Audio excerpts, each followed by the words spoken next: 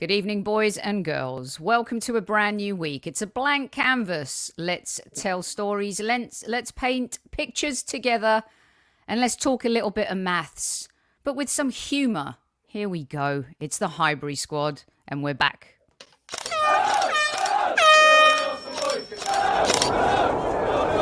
Mind the gap between the train and the platform. Please stand clear of the discussion doors. The next stop is HIGHBURY Squad.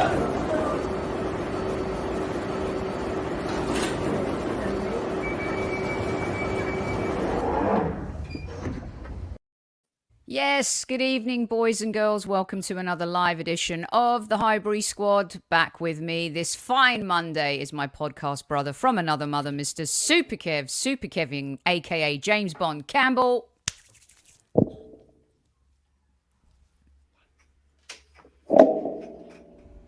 How are you, squaddies? Have you missed us? Look who we got with us today. At ease, squaddies.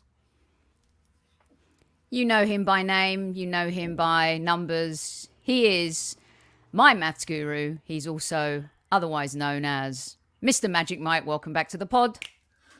Thank you very much. Now, am I here for the humor or the maths? You promised both, and I don't know which one I'm here for. Both. We have to when we do maths, we have to mix it with humor. I'm looking for the bell. I can't find. We're talking maths. I can't ring. I have to ring the bell. Oh, you got to find your bell, because I'll tell you real quick while you look for your bell. In junior school, St. Michael's at Bowes, I'll have you know, in good old Palmer's Green, otherwise known as Palmer's Greek, Super Kevin Campbell, I was in Mr. Waller's maths group. That's the elite. And then I don't know what happened to me a year before going to secondary school. My brain switched and I just didn't get it anymore. It may have something to do with the fact my brother-in-law used to help me a lot with my homework, but I got relegated. You discovered football. I may be the only person associated with Arsenal that's been relegated. I got relegated to the maths group below Mr. Waller's group. And let me tell you something. My father and mother did not let me hear the end of it. They took my football away. They took my kebabs away. They took everything away. But oh, no, don't do that. Took away your meze. Huh? They did. They took away my meze. You know, this was me. This was me back in the day. Look, that innocent little face. Oh, look at yourself. Oh, look. Yep, that was me. That's what we call in America adorbs. That's when I was really good at maths. Really good at maths. So here we are. Numbers are out. Everyone have a good weekend. Super Kev, you first. Good one? Yeah, good one. Good one. I worked. I'm sure we're going to discuss it. We've got to get the ref on because I want to he's probably going to agree with me. I want to batter him. I've done the Everton v Man City game and I'm still frustrated. You know when you see something that is really, we've seen enough as Gooners, right? And then you see something that blatant, not given. Yeah. And then the boxing Well, I did not watch the boxing, Kev, but you were working the game. I saw you doing some type of dance in the studio, by the way. Did they rope you into doing that, Kev? What was that about, that little jig? Well, you know me. I'm a bit of I like a good time. We're having a good time. I was just showing a couple of moves, that's all. I'm telling you. Simple. If you missed it on Kev's Instagram, you missed a big one. But maybe I'll acquire the video and we will show it on this week's Kevin Says. Yeah. It was very special. Emma Louise Jones wanted to get involved, do a dance. So I just had to show her a couple of moves, didn't I? So how it's done. So I've seen you do it before. So exactly, I've Magic. seen the dancing live. So you know the script, Magic. I missed out on not having the UK. I'm always willing to help if I can. Well, it was a terrible weekend for Everton. It was a terrible weekend for Kepa. It was a phenomenal League Cup final, though. What a brilliant 0-0. I have to say, everyone's ragging on Tuchel. If that had worked out, he'd be a hero. We talk about it all the time with our manager and our team. Before we get into the Guru's maths class here, by the way, Kev's my mathematician usually. I say to him, hey, Kev, did he make the right decision? No, he didn't. Of course he didn't. I mean, look at the way Mendy played. He was incredible. I know all this newfangled stuff about, that he's played all the games up until it's who cares? You want to win the trophy. If you're there, you want to win it. What did he do wrong to get pulled out? I mean, and what has Kepa done so right to be a master? I mean, he's their he takes all the penalties with the team in practice. Okay, but he's not Tim Krul in the World Cup 2000, whatever that was, 14. Or I mean, he's Kepa. Who's not necessarily known for being. I don't care. I don't care. Good. Tuchel got it wrong for me. I disagree. If Arteta had made that decision, I'd be fully behind him.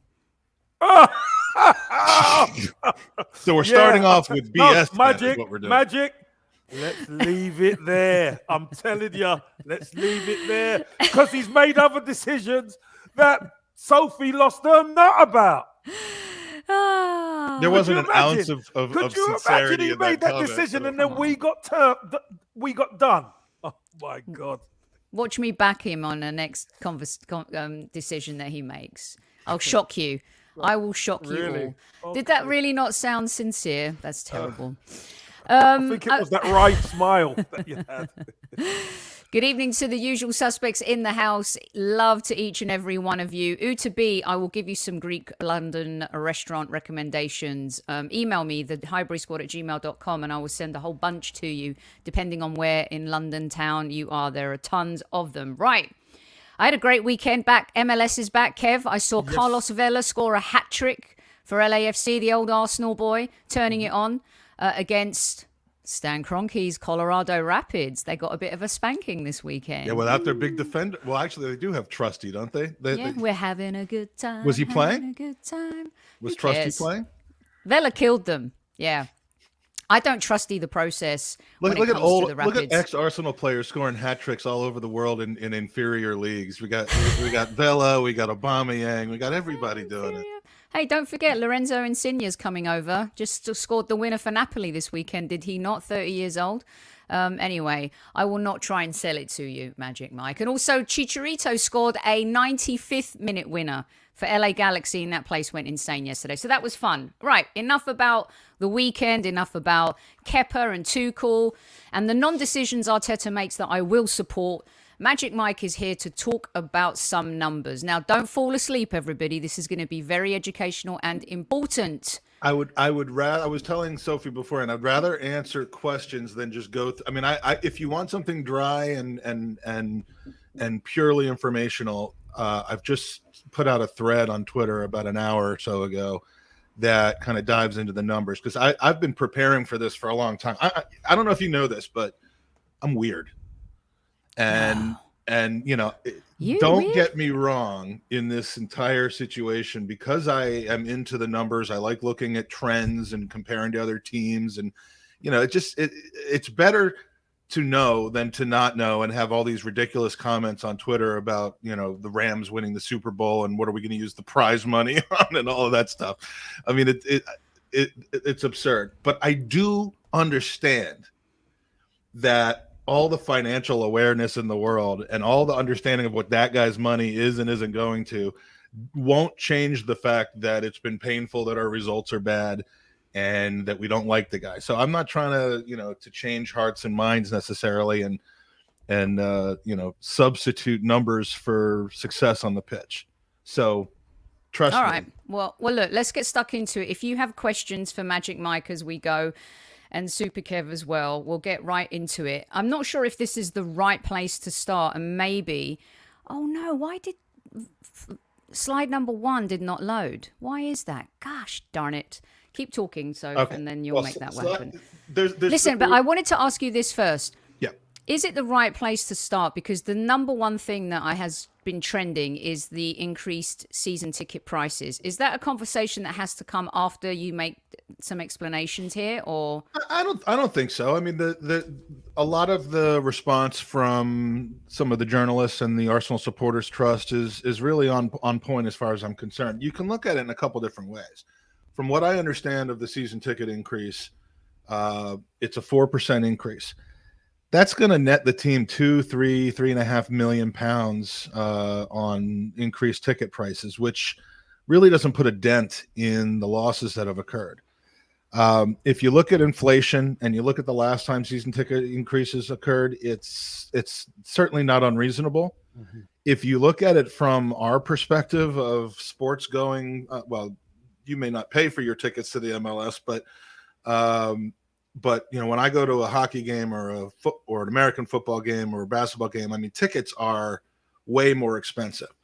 So it's hard to have sympathy and empathy over a 3 or 4 pound increase in prices, but I also understand historically that they're doing this at a time where they've delivered us almost nothing in recent years on the pitch, and the losses that we've sustained are, other than COVID, largely self-inflicted. So it just seems like a small fix to a big problem, and it shifts the burden onto fans. So I can understand why people are upset.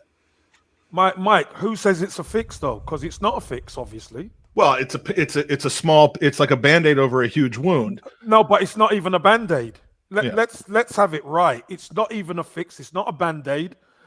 Listen, I don't know if anybody really checks up on these things, but things are going up in price. Inflation is killing countries now.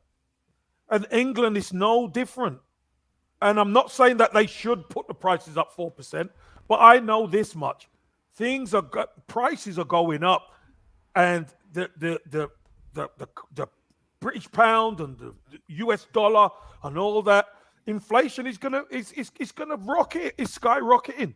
So yeah, I'm telling you, be happy with 4%. Trust me. Just in a vacuum, if you look at ticket prices and the increase in those prices over the last 10 years, there's nothing unusual about it. And ticket price increases really have more to do generally with the economy than they do with performance of a team. Yeah. I've never seen a sport where the team wins a title or a cup, or in this country they win the playoffs and they double their ticket prices because they're so good. That doesn't happen. Ticket prices increase usually every year. On the sports that I buy tickets for, it increases every single year except for in very, very extreme situations. Do you know how much I was? It costs almost $300 to get a decent ticket to a concert here in LA, or anywhere in the world. Concert ticket prices are extraordinary. Needless to say, right now, like you said, Kev, the economics of the world, we're coming out of a pandemic. There's a war happening, and that's got nothing to do with this, but the problem with the supply chain as well. And business owners, the first thing they're going to do is charge people more money. Sky Sports do it. Netflix, my membership for Netflix just went up to $20 a month. It went from $8.99 to $12.99 to $14.99, and now it's like $19.99. Mike, are we still paying them? Are our season tickets the highest still? No, I don't think they are. I think Spurs are now. Spurs are, yeah. And that's caught up a bit as other teams have made the same improvements to their game day experiences in stadiums as we did. Now, take that with a grain of salt, because the Emirates game day experience, other than games like the last few weeks, have not been great. But we upgraded the cost of the stadium, the number of seats that were there, and in all of that, now a lot of other teams are doing that, and the ticket prices are catching up. So I don't think that we're the highest anymore. We're by no means the lowest, and we're not the lowest of the big six teams either that offer much better performance on the pitch. But I empathize with, or now let me say this, I sympathize, because there's a difference. I sympathize with the people who are upset about a 4% price increase, but I don't see that as a huge thing to be screaming about. Especially because there are certain areas, I believe, with the youth, with younger fans under 21, maybe that they've actually expanded cheaper prices to. And as they've said in the fans forum, the number of improvements that they're going to be making and that they plan on making to the stadium itself, this just goes a small way towards financing them, not the whole way. So, okay, Mike and Kev, can you help explain this one too? Because some people, of course, know why, but some people really don't understand the how, right? And Newman brings it up. Tickets in Bundesliga, Bayern are dirt cheap. Can you just explain as to why that is? I don't have a everybody. great explanation for that, other than the fact that I don't think that the expenses of clubs are nearly as high there. I mean, the wages Their that they pay, the commercials. transfer fees that they pay are not nearly what Premier League clubs pay. Kev? Bayern Munich's commercial side is massive part of the football club. They're the biggest club in Germany, obviously, and the overhead that they have is not the same as it is in England. So they can afford to keep the prices low. In England, we can't. But their business model's completely different there too, isn't it? It's a different business model, but the commercial side of Bayern Munich in Germany is huge, considering they take lion's share of everything, so they don't need to charge the fan base an exorbitant amount of money. Yeah, their revenues, their turnover, and I'm looking for numbers and not getting the ones I want, but they're higher, and in large part because of what Kevin says. The commercial and television revenues are high, but the expenses are relatively low, and unlike more, I guess, UK clubs and American sports leagues, they're very, very capitalist, very, very single party owned, and I believe it because Germany has the 50% plus one perspective. They have much more fan input. Barry's saying it too with the fan ownership and stuff too. But also, I just wanted to share this as well. And Mike, this is where we'll get stuck into some of the digits you've put together and stuff like that too. But Ulai Hoeneß did say, we do not think the fans are like cows who you milk. The Premier League, with all of its revenue from television, it's not like these teams are poor. The way they leverage money too, and we'll get into that, and you can help explain it to maths fools like me. United, Chelsea, City, Arsenal, Tottenham now finding themselves in a situation that Arsenal did when they built the Emirates. It's all about paying off the stadium debt. Well, yeah, who cares? Allow that to happen. So let's talk about how bad or good these numbers are, right? I don't think people can actually see this. Well, yeah, but if you could, I shouldn't have made it so wide, but basically this is the turnover, which is the money coming into the club. And I've researched as far back as 2012. I'm showing 2017 here. The performance each year is listed at the top, but there's three main components of revenue. The first is match day revenues. And as everyone expected, this was the reporting year that those were going to go through the floor, because essentially from the beginning of the year, which was summer 2020, to the end of the year, which is the end of May 2021, there were virtually no fans in the stands. So game day revenues, when there's no fans in the stands, the club spends a little bit less on game day staff, on keeping the lights on, literally on maintenance, they have lower expenses, but much lower revenues that come from that. We usually have 90 to a million or to 100 million pounds of game day revenue coming in a season where we have 38 Premier League games, maybe 5 to 10 cup games, and a group stage in Europe, and a couple of playoff games in the round of 32, round of 16, whatever. And we had 3 million this year. A lot of clubs basically were between 1 million and 10 million in revenue this year. That's the main reason for the drop in revenues. It's a ball breaker. That's been a total ball breaker. But I guess some Arsenal fans would question, Kev and Mike too, is would that change how we do business? Of course, it changes profits and it changes debt and all that type of stuff. But in the long run, would those season ticket hikes gone up anyway, regardless of what we said at the top of the show? No, the season ticket hikes have to happen. Unfortunately, they have to go up, Soph. Look, we know what's happened regarding pandemic, etc., etc. And yeah, the club have lost a lot of money. So in comparison to what the club have lost, to what the hikes are, this is what we're saying at the top of the show, that the increase in prices isn't going to fix the year of no revenue. It's not going to fix it, but it's gone up in probably the right way, if we can say that, because it's not gone up 10%.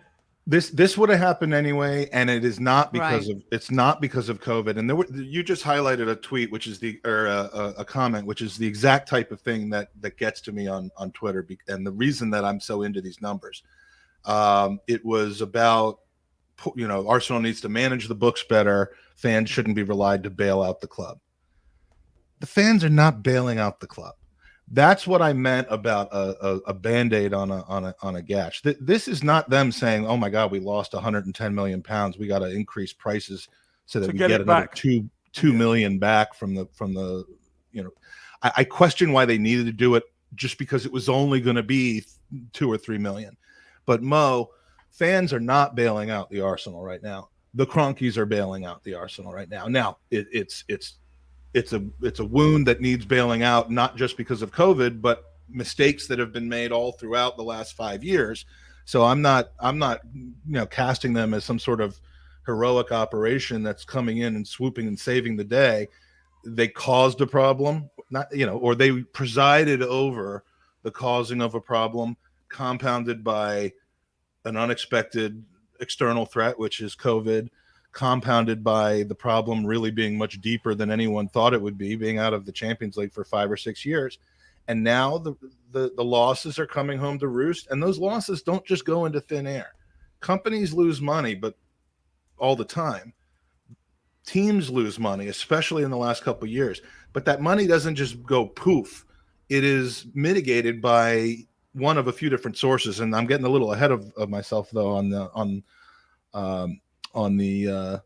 All right, let's move on to the next one, and but the commercial, just on that last one, the commercial revenue dropped a little bit, but the television revenue is what saved teams this year, because the television revenue went up.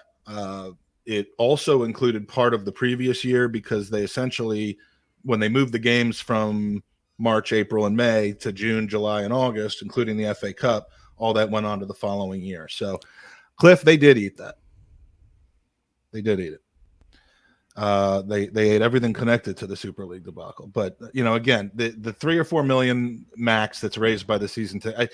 I'd love it if we could not talk about the season ticket increase anymore going forward, because it really is. It's important to discuss it, but it really is. Well, it's an integral part to how a lot of fans feel. You know Understood. why? Because it's a number they understand, right? Because sometimes finances, for a lot of people to get their heads around it, it's not that easy, especially for me. Like I explained how I failed in maths club, but when in the time that we're living in, and with regards to our lack of success in the Premier League, the fact that we have had some of the most expensive season ticket prices in all of football, it's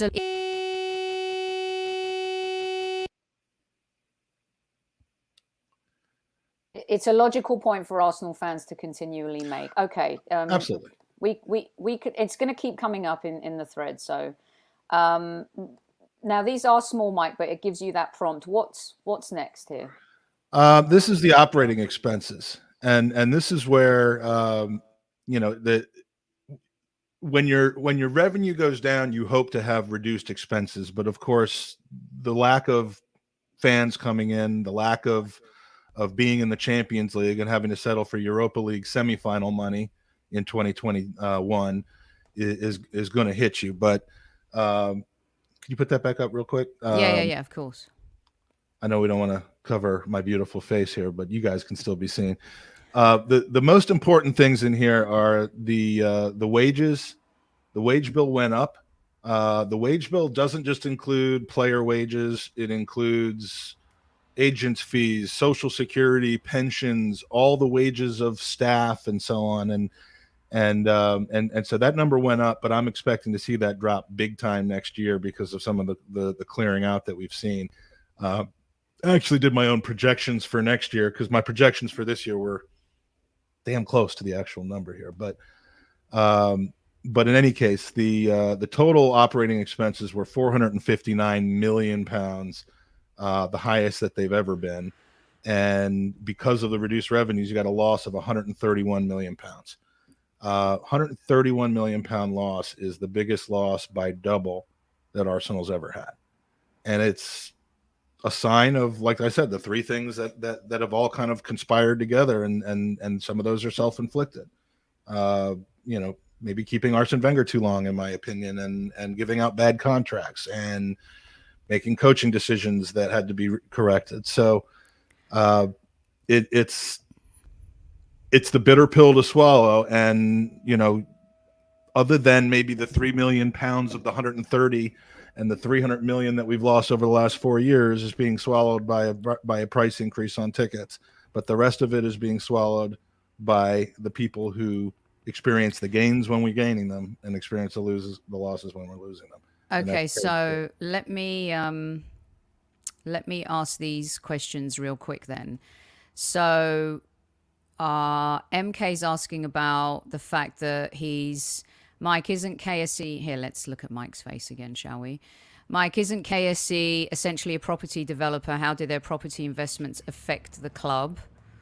Well, they're certainly a property developer when it comes to building a stadium in Los Angeles, which I've long claimed had nothing to do with the competitive nature of the Rams. Well, he's one of the biggest landowners in the United States. Well, sure. I really don't think that it does affect the club one way or the other. The club isn't in debt to external forces anymore to any significant degree, which is one of the big changes that happened this year as well, which we'll get to. But I don't really know that it is a significant impact on things unless his other properties were to become completely distressed and causing financial problems for him. But that's nowhere near happening. I'm not sure as well if he's lost that lawsuit he's got to pay a ton of money there. He's paying a ton of legal fees, but I think that lawsuit is still going. Is ongoing, yeah. These are still drops in the bucket, though. Kev, this is the $64 million question always. Why doesn't Kroenke reach into his own pocket when the club needs it? Financial fair play, he can't. Oh, financial. What? Manchester City? Financial fair play, he can't. Listen, Manchester City were built on, we know what they were built on with Sheikh Mansour. All those, Manchester City are nowhere near as big a club as Arsenal. But the fact of the matter is, they have got sponsorship by a lot of UAE companies, Abu Dhabi companies, who pump money into that football club. That's a fact. That's been set up for years. Unfortunately, Arsenal don't have that luxury. We don't have that luxury, Sophie. So to say you can just go in your pocket and bail the club out, that used to be the case. Unfortunately, it's not the case anymore. I have a bit of a different take on that. And if Mo was here, I would ask the question, where do you think that those 300 million pounds over the last 4 years of operating losses where do you think that money has come from? It doesn't just go into thin air. The club accumulates debt. Now, would Mo say that why hasn't Roman Abramovich just dug into his own pockets? And I mean, forget about the news this weekend about Roman and Chelsea. Just looking at their history and the way they deal with their finances, why wouldn't people say, well, he hasn't dipped into his own pocket and spent any of his own money? He hasn't.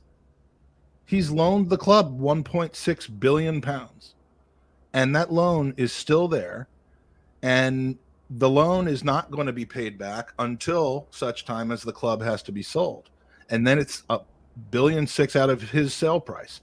So if Kroenkes have loaned the club about 200 billion pounds. I'm sorry, 200 million pounds. Yeah, damn. They've just refinanced debt on the stadium. They've refinanced debt, and I know it sounds like I'm spinning a Kroenke narrative, but I'm looking a lot at of this. people, a couple people are saying that they also think Kev's on the wage. And I get that, but I'm not going to automatically slate the Kroenkes, who I think are diabolical people for a lot of other reasons. I'm not going to slate them for reasons that aren't financially sound. And the thing is, Mike, people get emotional about stuff like this. Again, I understand. Get emotional. So, again, I understand it, but I'm not going to tailor my narrative to a narrative that's based on emotion and not practicality. That's not truth. I understand the emotion.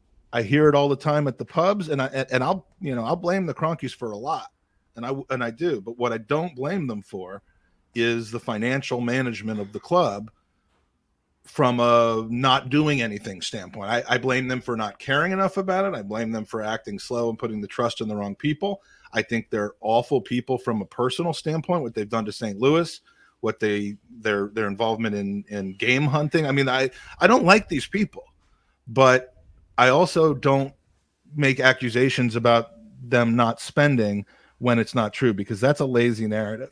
Okay. And those hundreds of millions of dollars of losses have been accumulated and assumed by the Cronkies, by KSE, as a loan to the club, an interest-free loan to the club, essentially, that gets paid back with 2 years' notice if they call it in.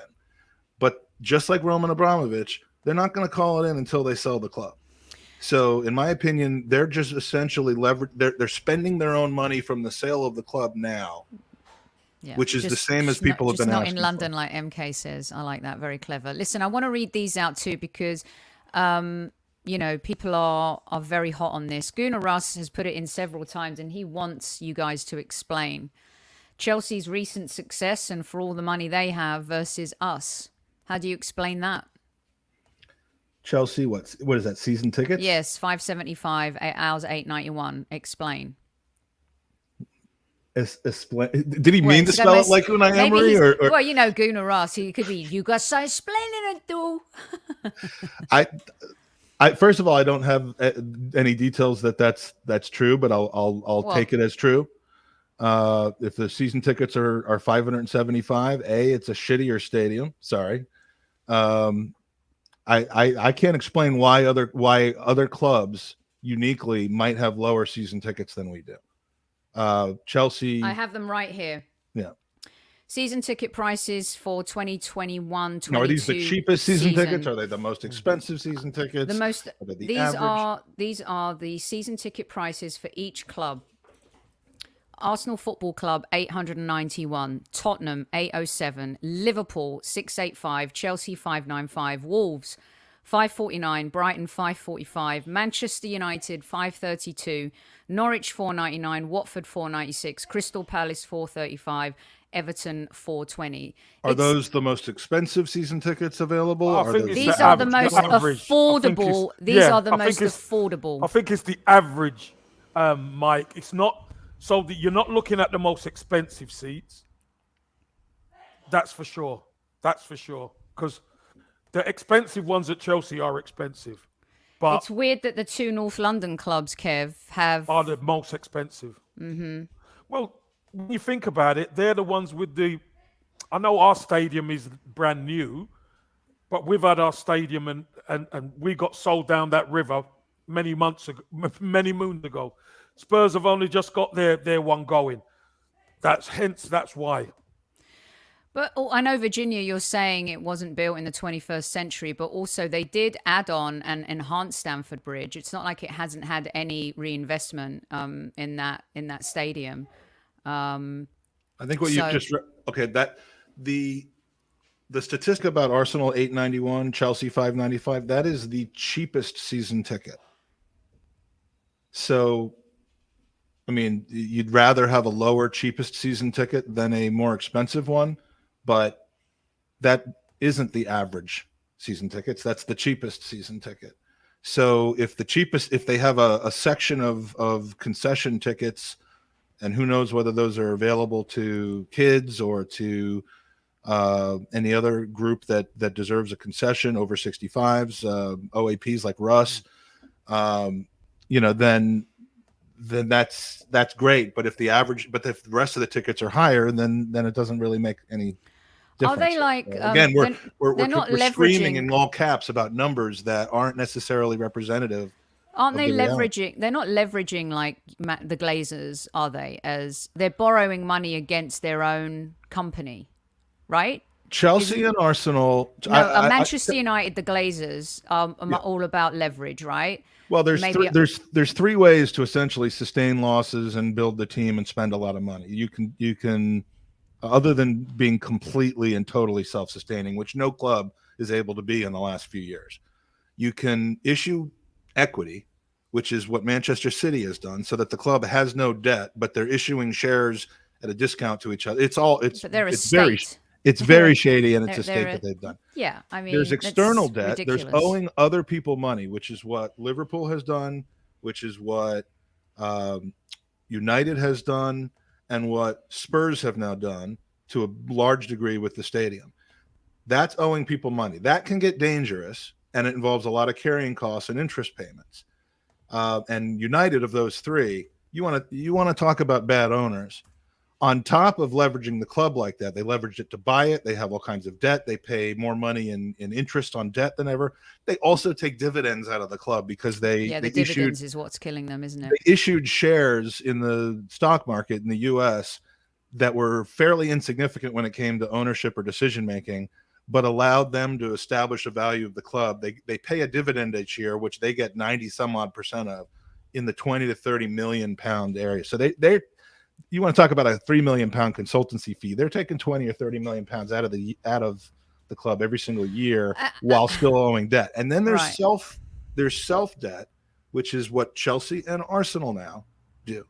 Chelsea's been doing it for Roman Abramovich's entire tenure. Chelsea Football Club owed no debt, but Fordham, who owns them, owes debt to a company that's owned by Abramovich, and he's essentially just taking money out from his eventual sale. And now, at least for the time being, that's what the Kroenkes are doing, because they refinanced all of the debt, just about, that they still owed from the stadium, from banks, the refinance of that we heard about a year ago, and they took all of that and they basically put it in debt to KSE, which is no different than what Roman Abramovich has done. So you either like that or you don't like that, but let's not praise one while slating the other.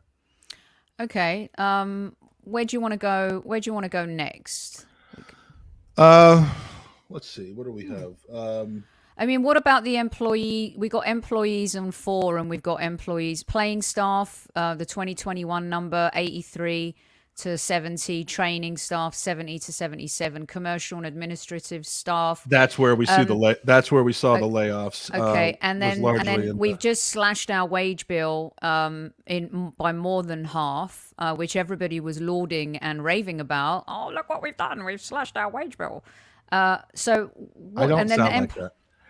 No, right. You don't. And then here's the wages and salaries, the social security costs, and other pension costs. Yeah, let's remember when this report ends. This report ends May 31st, 2021.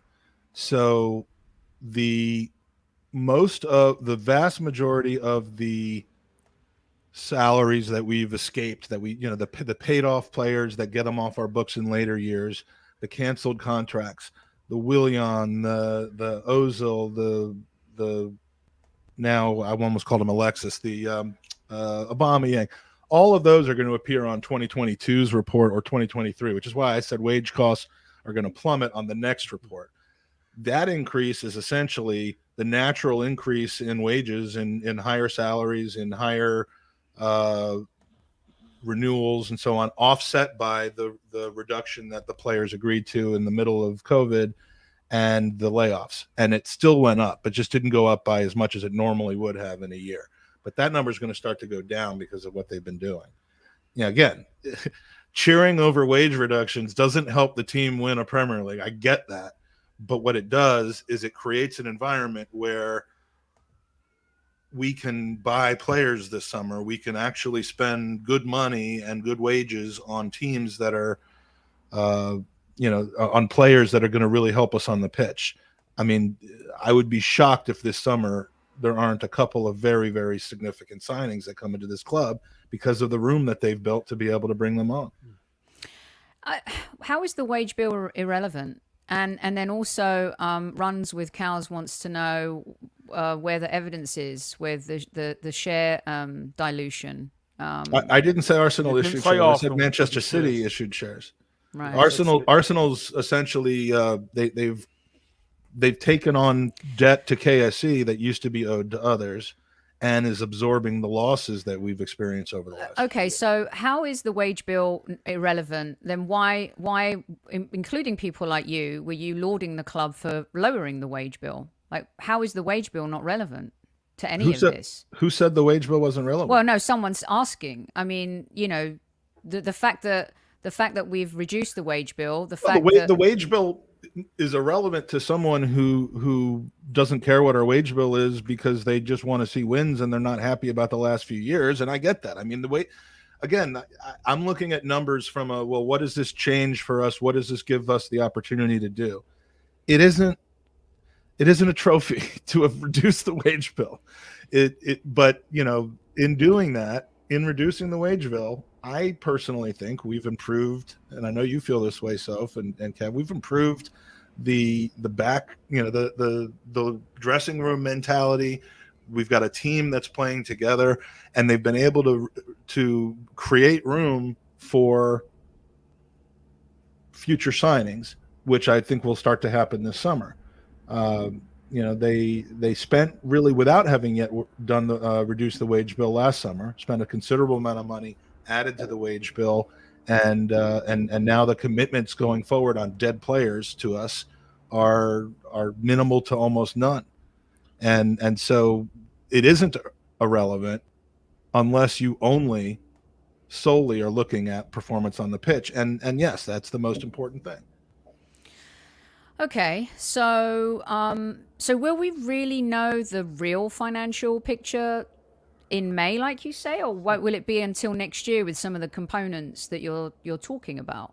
Well, the impact of the summer signings and of not being in Europe this year will be felt on next year's statements. It's aggravating that it takes 10 to 12 months for these statements to be compiled after the year ends, because we're always kind of dealing with with past things. I mean, this year's financials include a Europa League semifinal and the prize money, and I mean that seems like 10 years ago that we were in Europe, but these include that. So, Maddie, I think that's more of an insult than anything else about my other. No, I mean there are a lot of people that are really enjoying this. I mean, it's.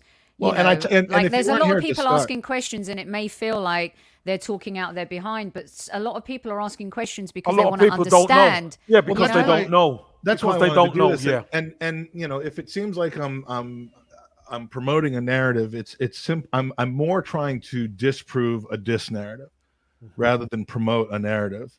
And if you weren't here at the beginning, again, I said first and foremost that none of this matters if you're not happy with your club's performance, and you have every right to be. The financials and the losses and COVID and what they've done to clear out the wage bill, none of that should matter to anybody more than winning or losing.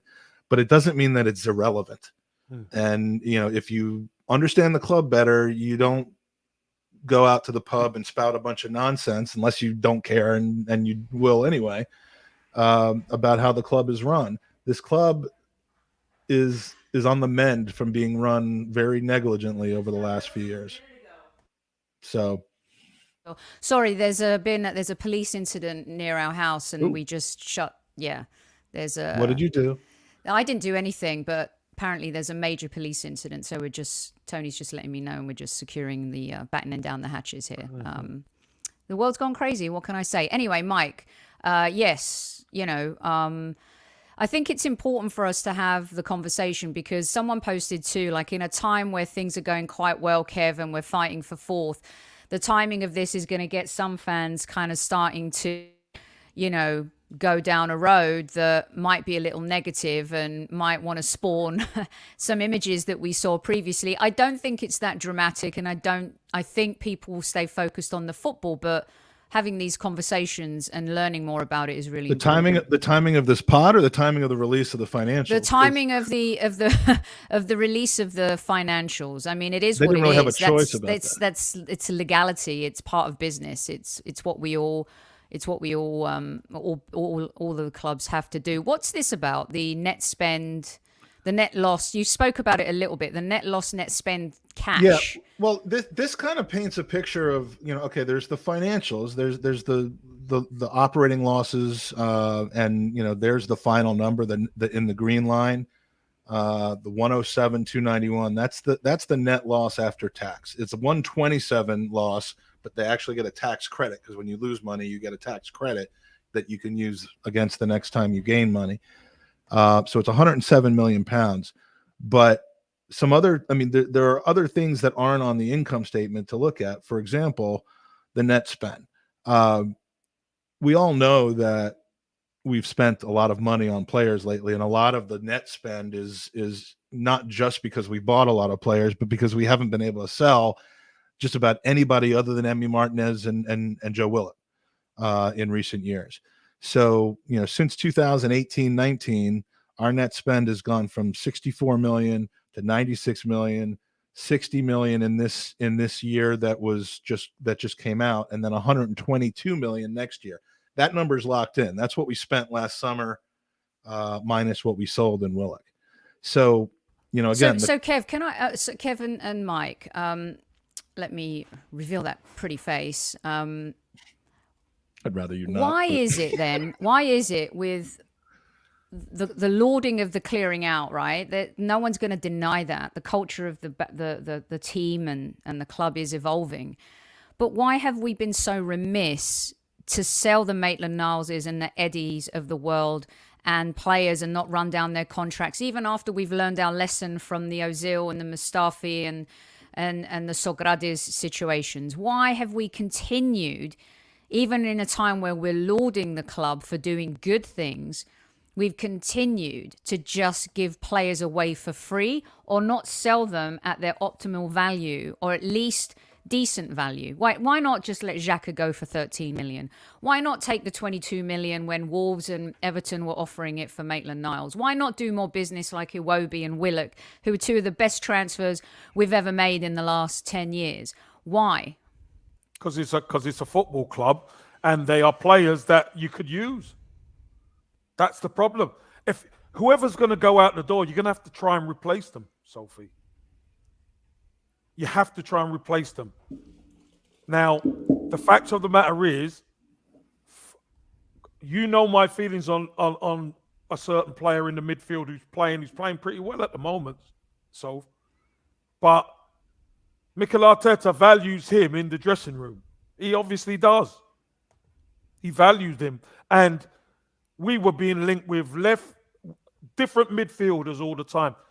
We couldn't bring one in for whatever reason. We couldn't bring one in. So that's why he had to stay.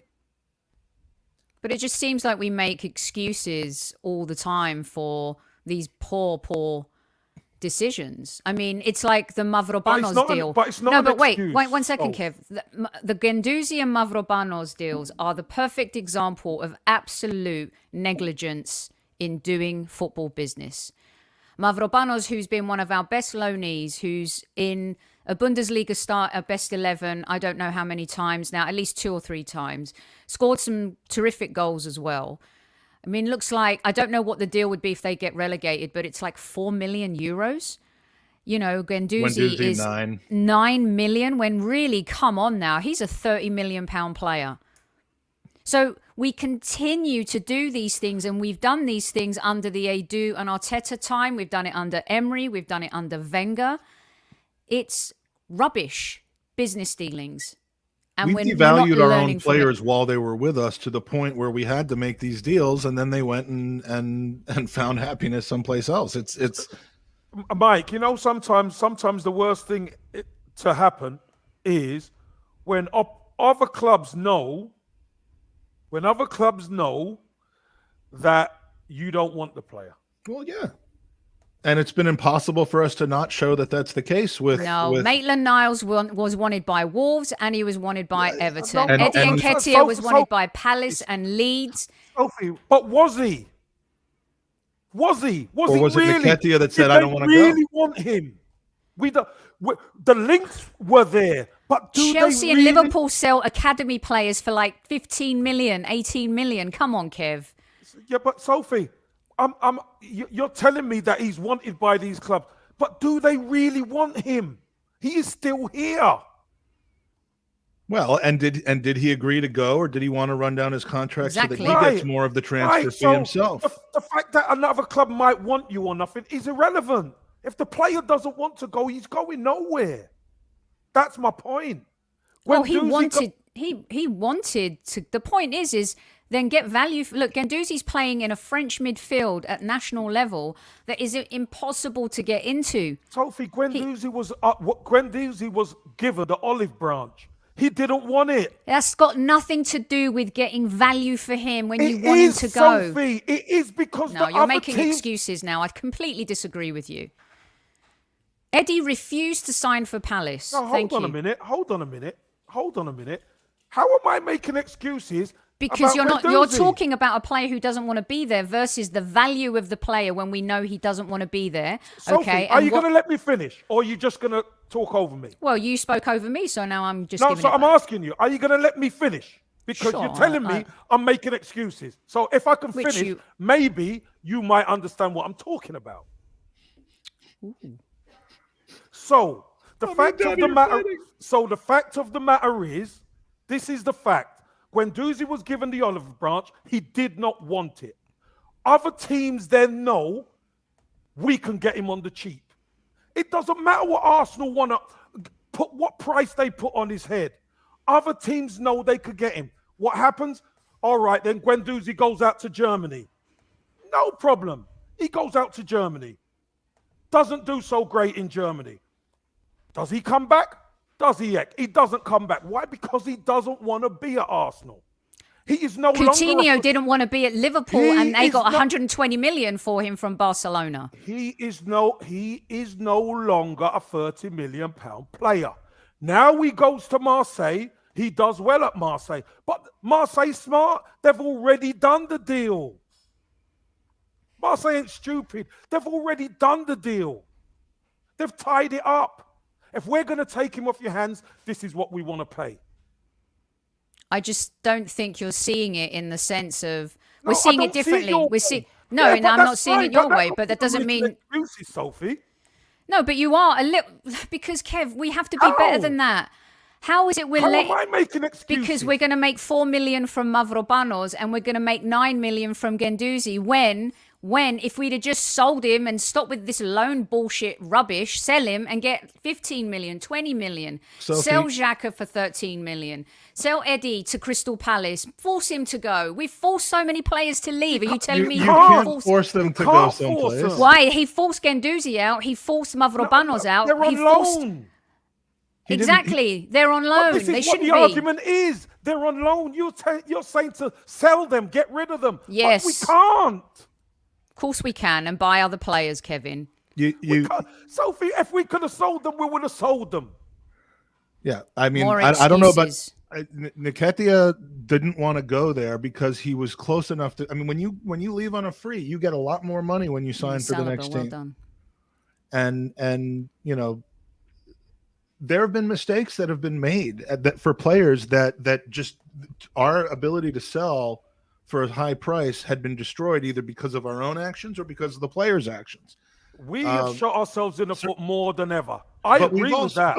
I agree 100%. We've also, sold Iwobi. We've sold Ox. We've sold Emmy for what looks like an appropriate price now, not a low price.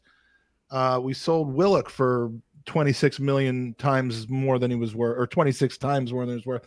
So, I mean,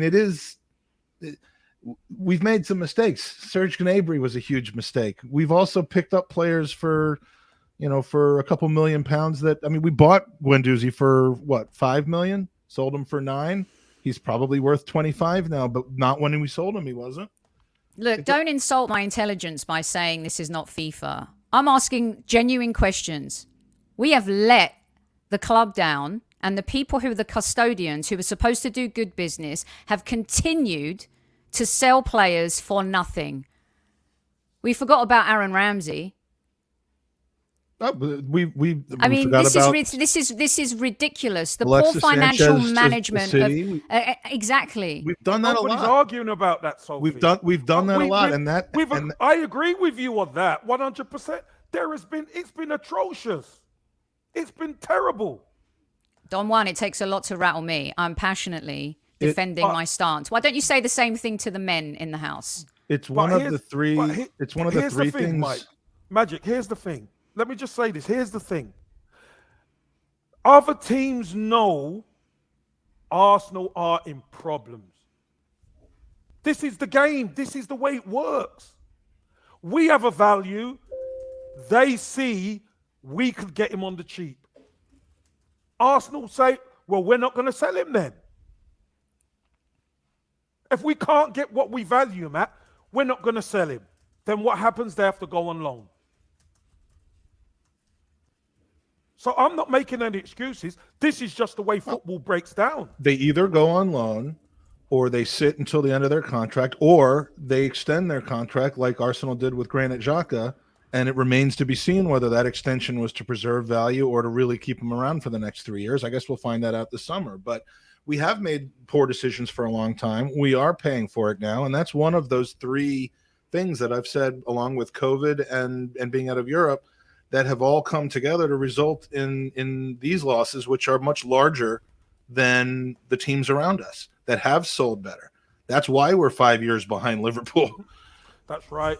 That's why, Mike, we're having to pay players to leave Arsenal Football Club.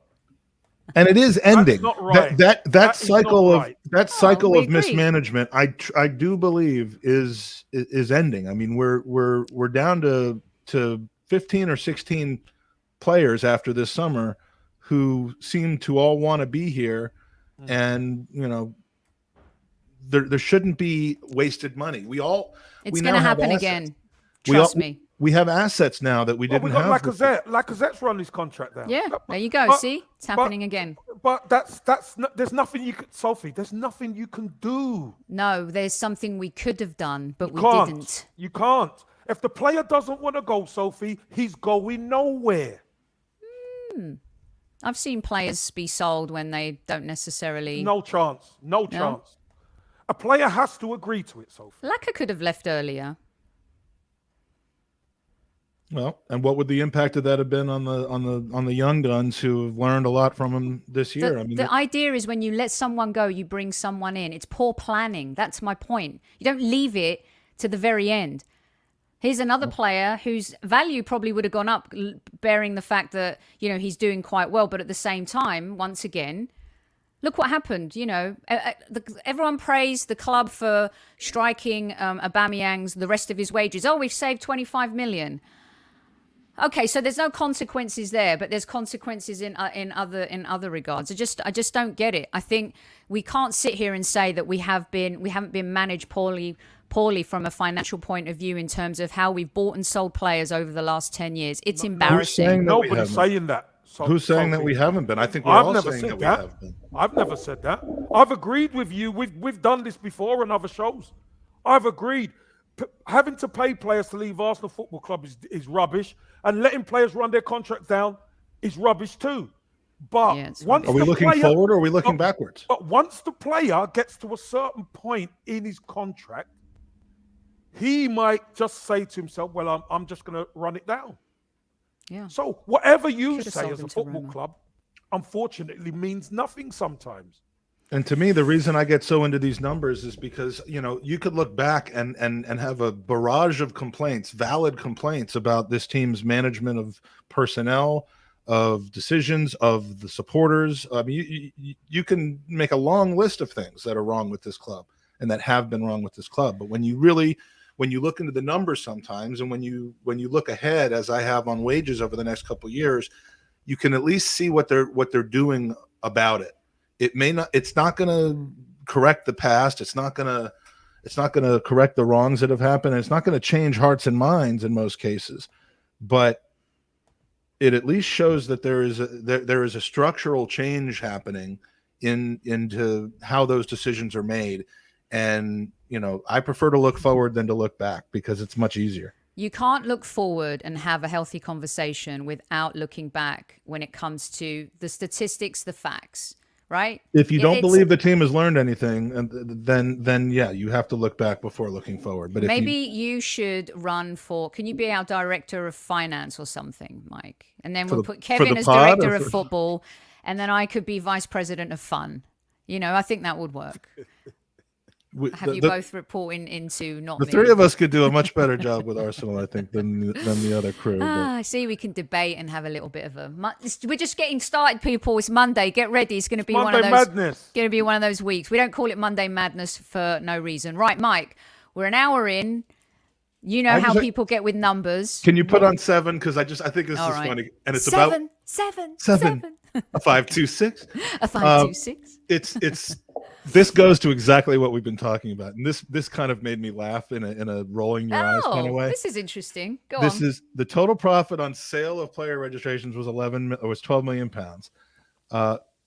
Player trading profits, that's basically what you sell minus what you pay on an amortized basis for new ones, have been adversely impacted by market conditions, which reduced overall liquidity as clubs' acquisition budgets were impacted by financial pressures of the pandemic. What they're basically saying is we have low player sales because other clubs can't buy players. Has nothing to do with our shit players that we can't get rid of, and all the people that the three of us have been arguing about. Really, kind of the two of you have been arguing about for the last couple of years. It's because of the financial pressures.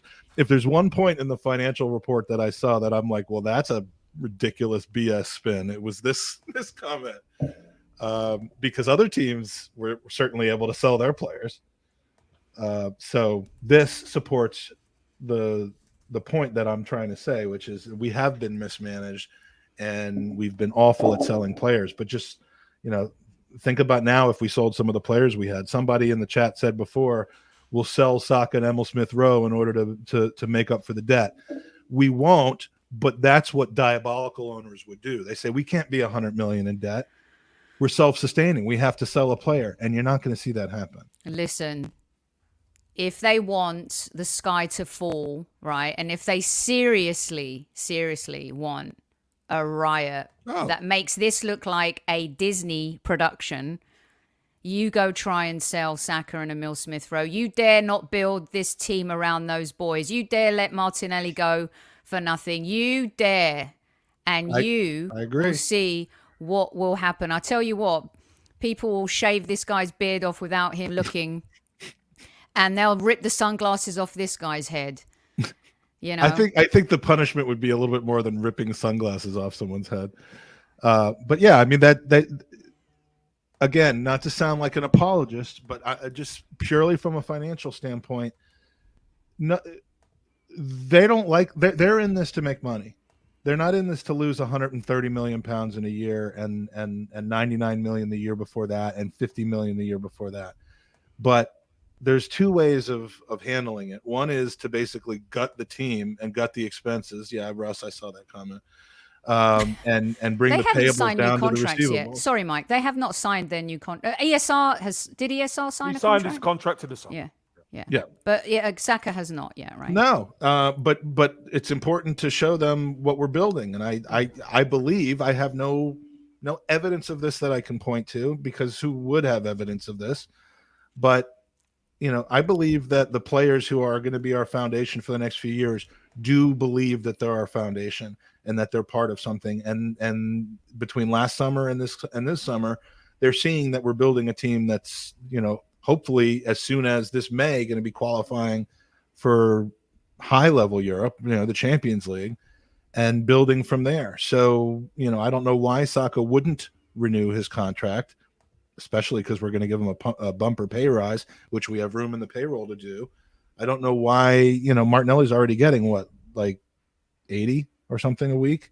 So, I don't know why we've not put ourselves in this position where people are jumping off saying, I don't see what you're doing to compete. We're not in a Van Persie situation. We're not in an Alexis situation. We're not in a Fabregas situation, although that was a little different, where we have to sell our best players to cover stadium debt, and we have to lose them because they don't want to renew here because we're building nothing. I think those mistakes and those situations have been rectified. And, if 2 or 3 years from now we're sitting around and we're still not qualifying for Europe, then I'll have been the wrongest person in the world about what's going on here. But, is there any other tidbit from this report? By the way, well done, everyone. Some fantastic questions and comments in the chat. Very smart. And, we all love the club. And sometimes we see numbers and sometimes we don't. But then we see action for sure. And sometimes we don't. And we can agree to disagree on a lot of different things. Mike, I know this debt restructure was the last slide, but in a nutshell, they've swept all of the external debt, those fixed rate bonds, floating rate bonds, financial, all of that stuff has been swept now under the parent undertaking. And so 201.5 million pounds is what the club has been lent by KSE.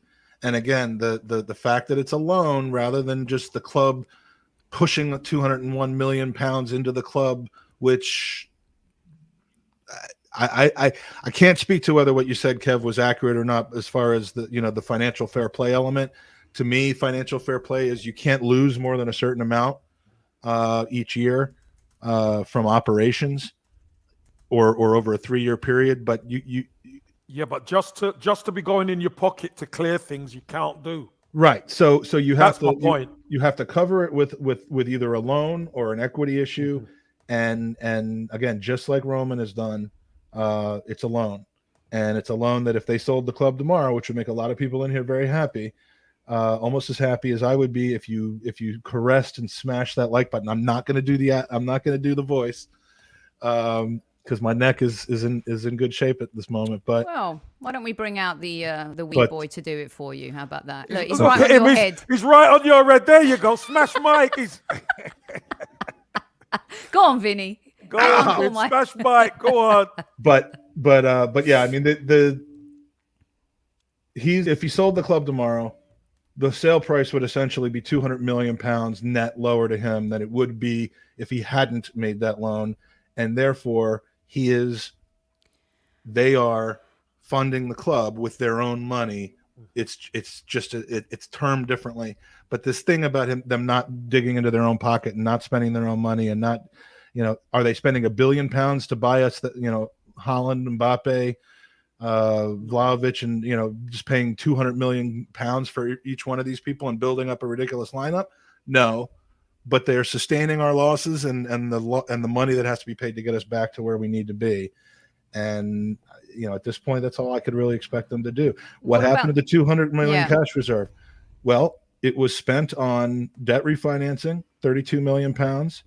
It was largely spent on the fact that the season ticket holder renewals were delayed in the summer of 2020, or summer of 2021, and that's something you would know about better than I would. But I believe normally that money would come in advance of May 31st, but it came in afterwards. And part of it is absorbing the operating losses. I mean, we've lost 300 and some odd million pounds over the last 4 years. I was going to say 300 quid. I'll tell you, we'd take that. We'd take that. What? I missed that. Well, if it was pounds, you said 300. We'd take. We'd deal with that, but it was million. Yeah, you said 300 pounds before you added the million. Yeah, I'm trying to lose 300 pounds. But yeah, you're doing great, by the way. Thanks. I if Arsenal can do it, I can. But yeah, 300 million pounds over the last 4 years. 200 million pound debt to the KSE, and our cash reserves have dropped by about 100 million. Do the maths. So that's contingency money that's gone. Is that right? Yeah. Or is there another pot for contingency? Not really. Not for general contingencies. I mean, there's a pot for contingencies against like having to play player bonuses for appearance fees and that sort of stuff. But I mean, 18 million pounds. A lot of clubs are running low on cash right now. But again, if we sustain a serious loss next year, and I'm projecting about an 8 million pound loss next year compared to the 130 from this year. And if we sustain another loss, there will be revenues coming in to offset that. So our cash position is of no relevance, really. So, Mike, I'll end it on this for both of you. So when folks say, and listen, I understand and I respect everybody's opinion and stance on everyone is entitled to what they think. There's been a lot of chatter on Twitter about, you Arteta out people and whatever. Yeah, these are the same people that will Wenger out or Emery out. Like, just stop the madness. To get back into Europe is so important, is it not?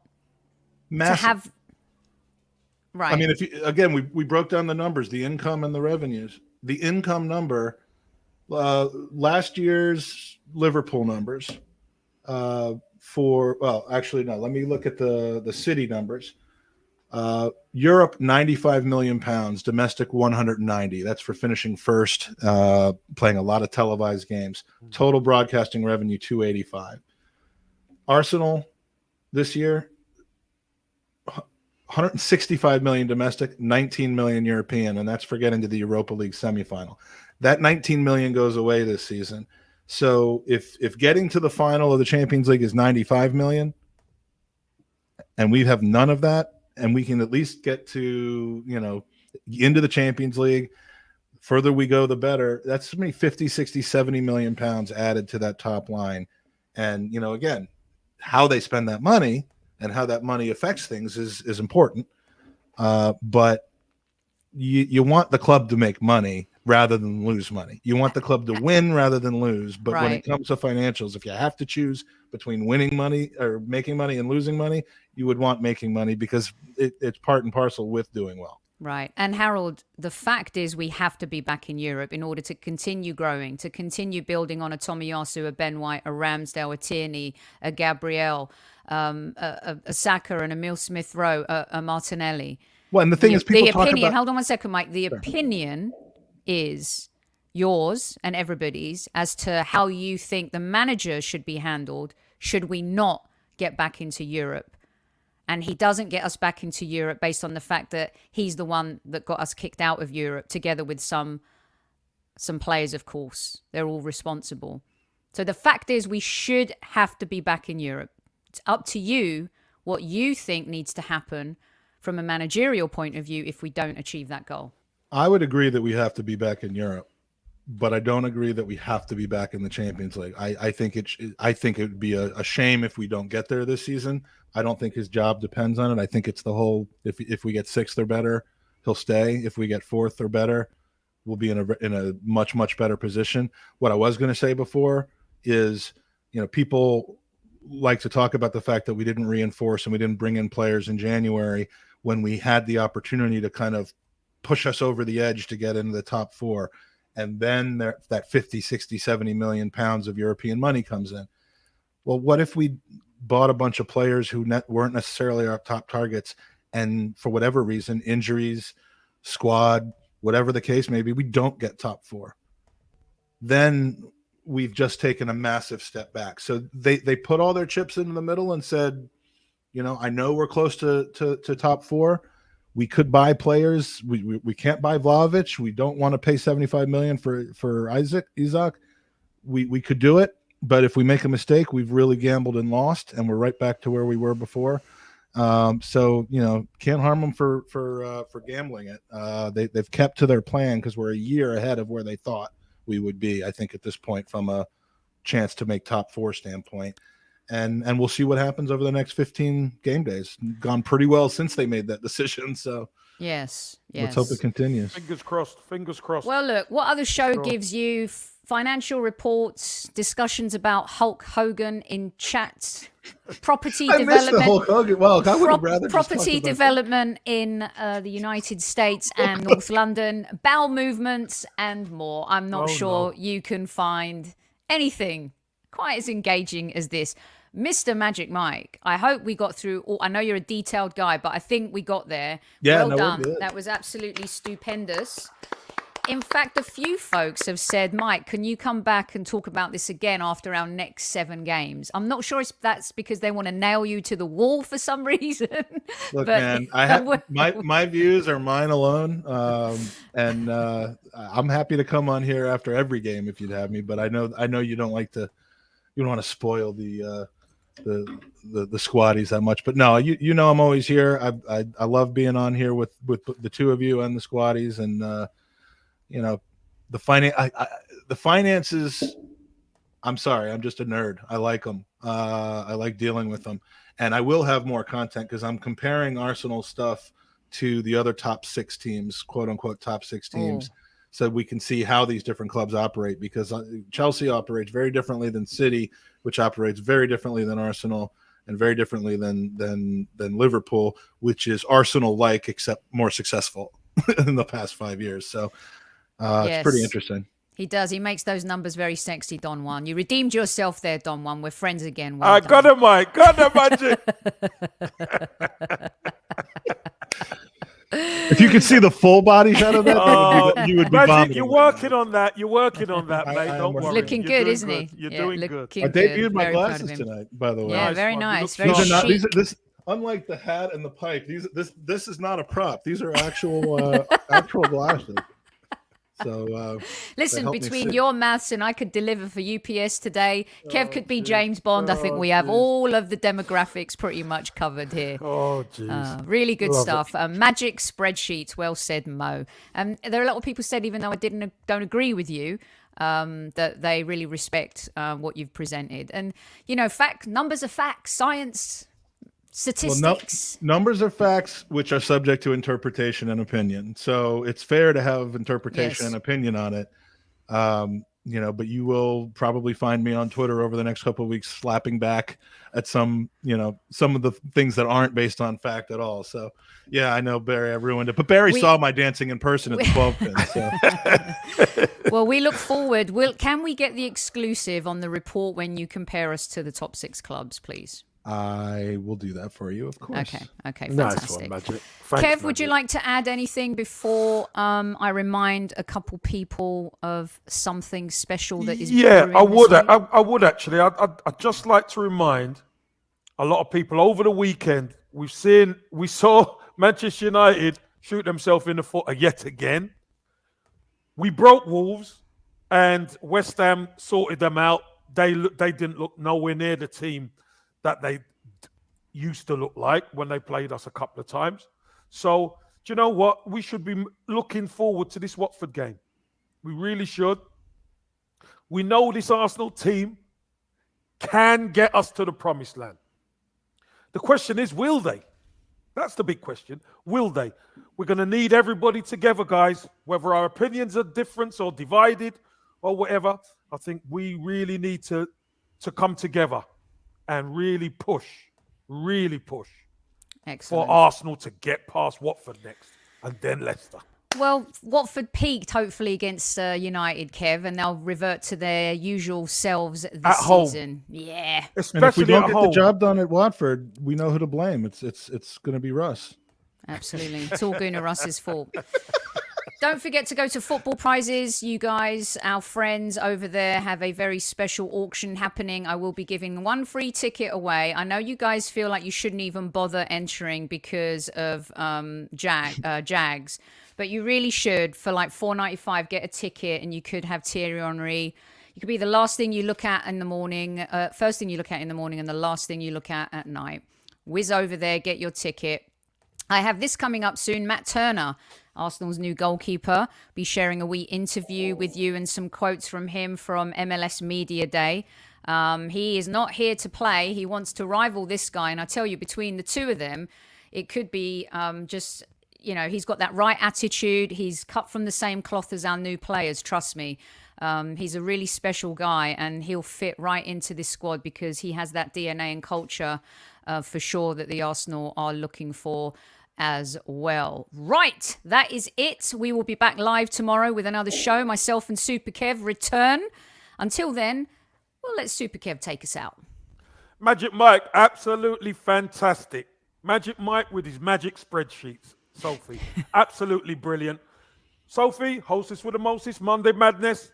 Always nice to start the week on a high. And you squaddies, always tremendous you joining us. So what I will say is this. Tell everyone that you love them, and we'll see you guys tomorrow. So squaddies, at ease. Also, sorry, I forgot. Smudger is on with Mike tomorrow, 9:00, and he will have the update for you on the 89 shirt. That's right. Go to Gooner's Pod. Love ya.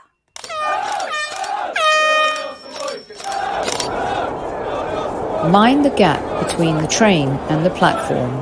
Please stand clear of the discussion doors. The next stop is Highbury Squad.